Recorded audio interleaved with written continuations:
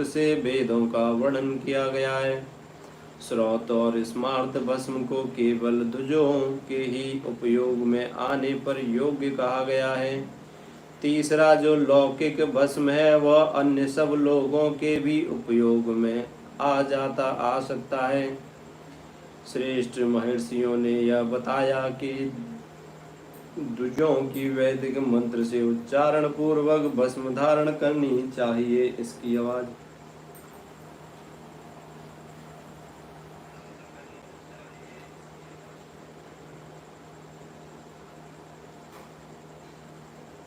दूसरे लोगों को लिए बिना मंत्र के ही केवल धारण करने का विधान है।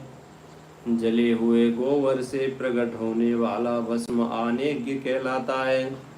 महामुने वह भी त्रिपुंड का द्रव्य है ऐसा कहा गया है। अग्निहोत्र से उत्पन्न हुए भस्म का भी मनीषी पुरुषों को संग्रह करना चाहिए। यह अन्य यज्ञ से प्रकट हुआ भस्म भी त्रिपुंड धारण के ही काम में आ सकता है। जावालोपनिषद में आए हुए अग्नि इत्यादि 7 मंत्रों द्वारा जल मिश्रित भस्म से धूलन विभिन्न अंगों में मर्दन या लेपन करना चाहिए। महर्षि जावाल ने सभी वर्ण और आश्रमों के लिए मंत्र से या बिना मंत्र के भी आदर पूर्वक भस्म से त्रिपुंड लगाने की आवश्यकता बताई गई है। समस्त अंगों में सजल भस्म को मलना अथवा विभिन्न अंगों में त्रिपुंड लगाना।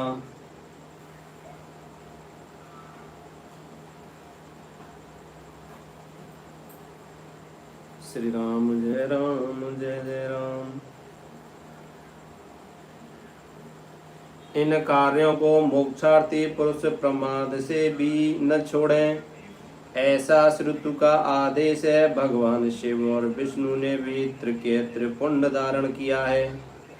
अन्य देवियों सहित भगवती उमा और लक्ष्मी देवी ने भी वाणी द्वारा इसकी प्रशंसा की है। ब्राह्मणों, क्षत्रियों, वैश्यों, शूद्रों, वर्ण संकरों तथा जाति भ्रष्ट पुरुषों ने भी उद्धूलन एवं त्रिपुंड के रूप में भस्म धारण किया है। नित्य रावण पे आए हुए सभी श्रोताओं को हर हर महादेव। श्री राम जय राम। नोटिफिकेशन नहीं आया। श्री राधा वल्लभ श्री हरिवंश।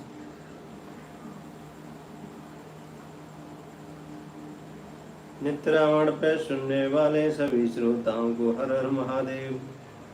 हर हर महादेव लिखते रहें कमेंट में। आपका बहुत बहुत धन्यवाद। इसके पश्चात भस्म धारण तथा त्रिपुंड की महिमा एवं विविध प्रकार बताकर सूत जी ने फिर कहा,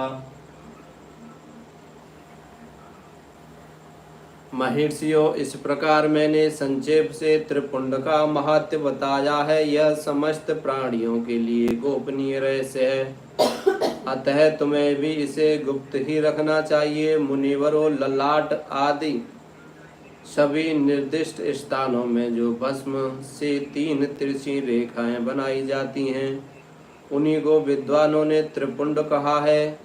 बाहों के बीच में भाग से लेकर जहाँ तक बाहों का अंत है, उतना बड़ा त्रिपुंड ललाट में धारण करना चाहिए।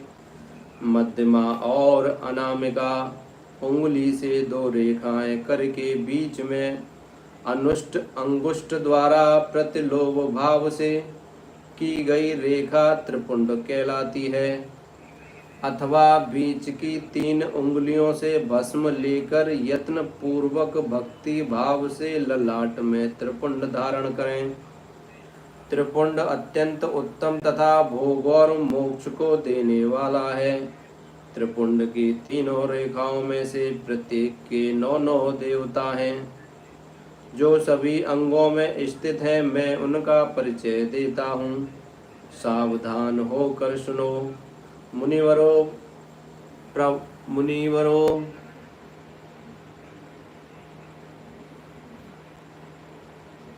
दोनों देव जो